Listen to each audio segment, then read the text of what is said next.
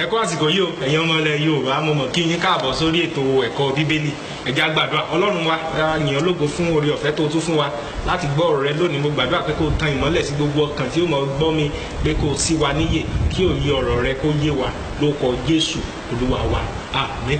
Mo kí yín káàbọ̀ lẹ́ẹ̀kan sí sórí ètò yìí, orí ẹ̀kọ́ tí a pè ní ta ni onígbàgbọ́ jẹ́. Orí ẹ̀kọ́ yìí náà la mọ̀ sí wa láti ṣe àlàyé ìṣẹ̀dá onígbàgbọ́. ẹni tá à ń pè ní kírísítẹ́nì yẹn gan, báwo ló ṣe rí, báwo ni Ọlọ́run ṣe ń wò, ìyàwó gangan ni Ọlọ́run kọ sí, àti pé àwọn nǹkan wo gan ló tiẹ̀ ní gan, àwọn nǹkan wo ló ní nínú Kristi. ìwé Kọ́ríńtì kejì orí 5 ẹsẹ̀ 17 ó ní pé nítorí náà bí ẹnikẹ́ni bá wà nínú Kristi ó di kíni, ó di ẹ̀dá tuntun, ohun àtijọ́ kọjá lọ, ohun gbogbo sì ti di ọ̀tun. sọ àdìpọ̀ ohun tá a mọ̀ rí nínú onígbàgbọ́ jẹ́ àwọn nǹkan tuntun, irú àwọn nǹkan yẹn a ò rí rí nínú ìgbésí ayé ẹnikẹ́ni. ó jẹ́ àwọn nǹkan tó jẹ́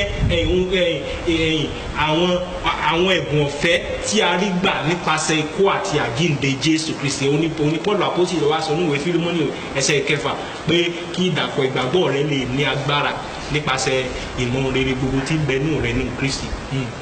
So ohun tá a fẹ́ tún wá gbéyẹ̀wò lónìí náà ni àwọn nǹkan rere yẹn. ìwé Kọ́ríńtì kejì orí 5 yìí náà la mọ̀ sí wa ẹsẹ̀ 19. Bíbélì wípé èyí ni wípé Ọlọ́run wà nínú Kristi, ó ń bá aráyé làjà sọ́dọ̀ ara rẹ̀, kò sì ka ìrékọjá wọn sí wọn lọ́rùn, ó sì ti fi ọ̀rọ̀ ìlàjà lé wa lọ́wọ́. ẹ̀rí báyìí Ọlọ́run ò ka ìrékọjá tani sí wọn lọ́rùn. ìwọ mọ̀ ní bọ̀dá sísá mọ́mì dáàdì wọ́n mọ̀ ní Ọlọ́run ò ka ìrékọjá rẹ sí Ọlọ́run. ìwọ tó o ti di onígbàgbọ́, o ti gba ìdáríjì ẹ̀ṣẹ̀. ìwé Ìṣe àwọn àpọ́stélì orí 10 mo fẹ́ sáré kà sí wa. ìwé Ìṣe àwọn àpọ́stélì yẹn orí 10, Pọ́ọ̀lù Pétérù àpọ́stélì ó ní òun ni gbogbo àwọn wòlíì jẹ́rìí sí pé nípa orúkọ rẹ̀ lé ẹnikẹ́ni tí ó bá gbà á gbọ́ yóò rí ìmúkúrò ẹ̀ṣẹ̀ gbà. so ìwọ tó o ti gba Jésù Olúwa gbọ́, o ti rí ìmúkúrò ẹ̀ṣẹ̀ gbà, o ti rí ìdáríjì ẹ̀ṣẹ̀ gbà títí ó ti di tiẹ̀. kì í ṣe ohun tó wà máa béèrè fún, tó wà máa gbárí mọ́ di pé Olúwa jọ̀ọ́ irọ́. o ti gbà nǹkan tó mọ̀ gbà ní nǹkan tó rí gbà nípa ikú àti àjíǹde Jésù Kristi ni. nínú ìwé Éfésù orí 1 náà Pọ́ọ̀lù àpọ́sítélì máa tó ṣe léyìí.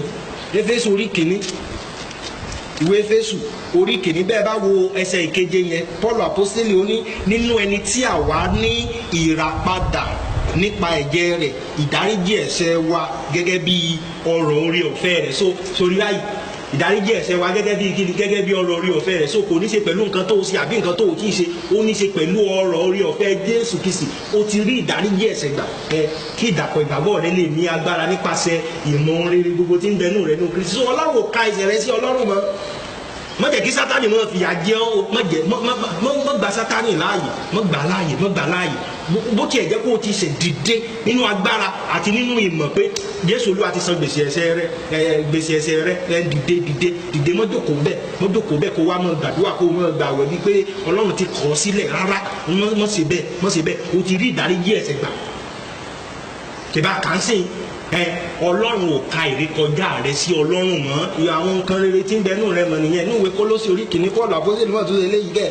ìwé Kólósì orí 1 bẹ́ẹ̀ báwo láti ẹsẹ̀ 14 yẹn, Bíbélì wípé nínú ẹni tí àwa ní ìdáǹdè nípa ẹ̀jẹ̀ rẹ̀, àní ìdáríjì ẹ̀ṣẹ̀.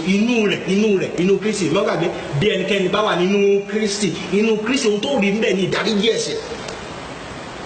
ò ní rí ìdájọ́ fún ẹ̀ṣẹ̀, ìdáríjì ẹ̀ṣẹ̀ ló mọ̀ nínú Kristi. òní Bíbélì ṣe sọ nínú ìwé Hébérù orí 1 ẹsẹ̀ 3 yẹn, ó ní pé lẹ́yìn ìgbà tí Jésù Olúwa tó ṣe ètùtù fún ẹ̀ṣẹ̀ tán, ó jókòó ní ọwọ́ ọ̀tún Baba, ó ti ṣe iṣẹ́ yẹn, ó ti ṣe àṣeparí iṣẹ́ yẹn.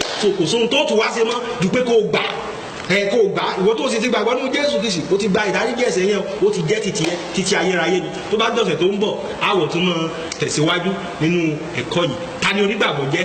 mo pè ọ́ ní alábùkún fún.